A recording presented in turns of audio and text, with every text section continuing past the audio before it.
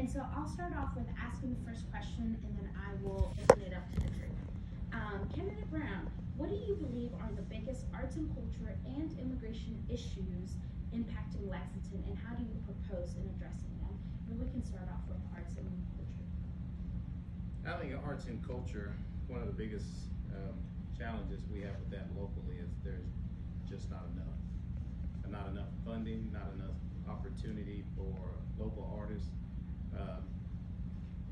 And I think city government plays a role in that. I know we have the Fund for Arts that's coming under review. I was a supporter of that when it first got brought up at council a few years ago, the 1% for arts. And I'm seeing it, I actually serve on that committee, the Public Arts Commission.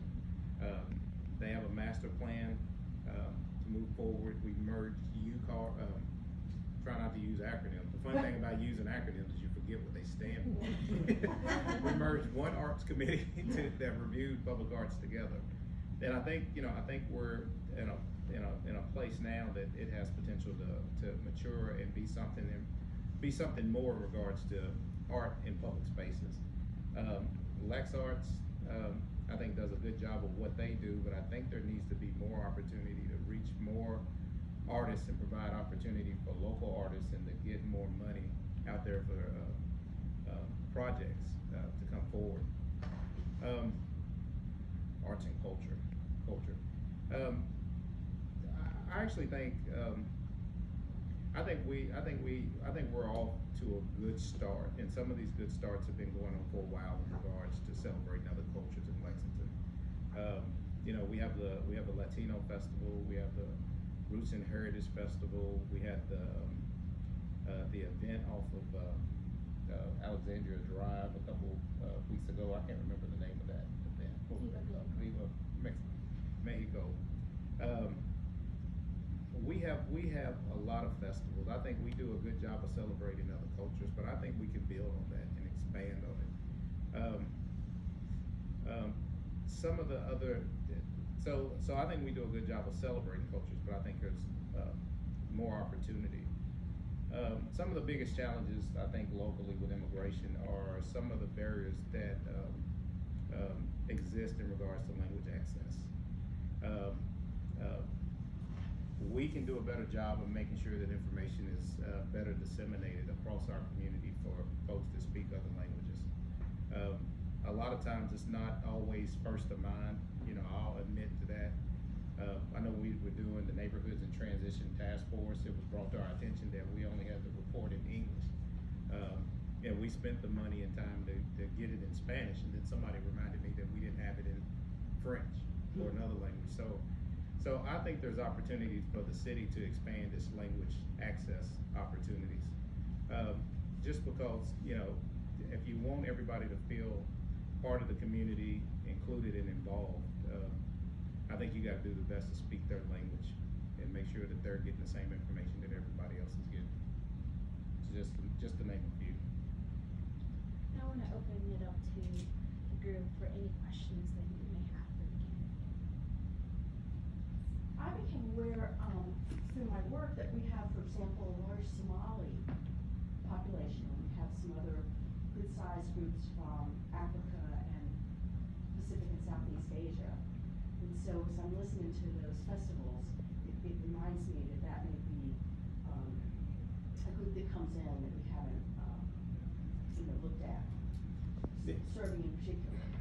So I think that we do have a lot of different populations. I had the privilege of being appointed to the first board or commission of the Mayor's International Affairs Commission. And that was a pretty diverse, well-represented group across the city. I was educated in what was brought to my attention that there's a lot of different folks from a lot of different places in our community, more than I think people would ever imagine. And I think not just, but the economic impactfulness of that community in Lexington is huge. And I remember, so that commission was formed. I think they were trying to identify who the officers were and what their mission was or task with some of those issues. And there was something political happening, and they had, that commission had issued a statement that they brought to the mayor, because they wanted the mayor to take a position on it at the time. And, you know, part of the reason that, you know, part of what gave that commission the onus and the initiative to do that is because, after being in that group and having those conversations, they realized they had a pretty strong, powerful voice here in the community and could back it up. I don't think it was received too well from the administration, just because it was, you know, it was a political stance. But that commission, I haven't kept up with some of the initiatives that they've been working on lately, but I knew they were going down that road and had identified their strengths and ability to have a voice in this community very early on. So yeah, and I think and I think that may be a sounding board and a place that we can birth some of those cultural celebrations out of. I think there's an opportunity to engage some of those communities through that commission about what would be appropriate to do in regards to celebrating their different cultures and communities here in Lexington. I hope I answered your question. Yeah. So, my children, I'm Andy Lee, that's living in District 3 in the Southern Heights neighborhood association, which is just south of Baptist Hall.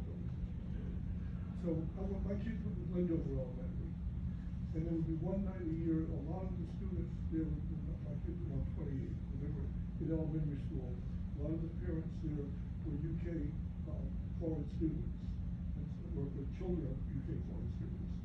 So they would have one night a year that there would be like international meal night. People would bring their native dishes, and it was all kinds of things. So instead of having, you know, there wants to be Mexican night, you could have just an international night. Any thought of something like that, it's just all cultures, foods?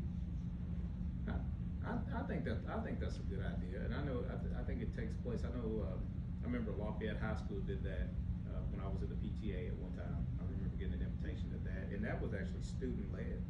It was some students that led that initiative, and I think those are great opportunities. But I think sometimes you have to be more focused and intentional.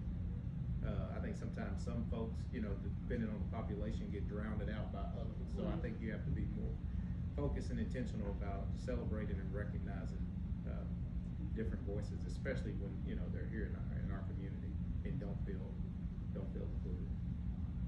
But I think definitely having those kind of opportunities are something that we should do. I was impressed that a student initiated the one at Lafayette. And I just wonder if there are ways to use like Parks and Rec or something to increase just access to the arts, creating arts, not just for the, you know, the actual artists, for youth and all along the way. So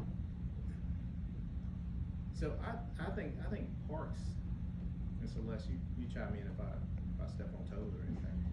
I think sometimes parks gets bogged down with being parks.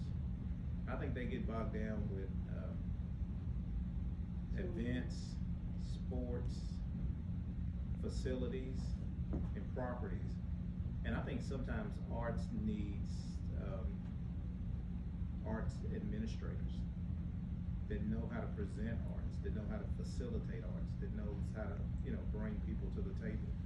I think we have that expertise in our parks department, but I think sometimes they can probably get bogged down by just being parks. Well, there's been a lot of discussion, if I can just comment on that, there's been a lot of discussion